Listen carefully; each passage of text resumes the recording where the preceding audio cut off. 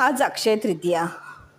आज मला असं वाटलं की पक्ष्यांना पण पाणी ठेवावं.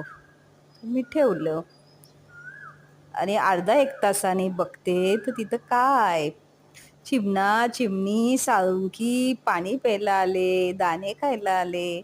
बघून इतका आनंद वाटला की बस.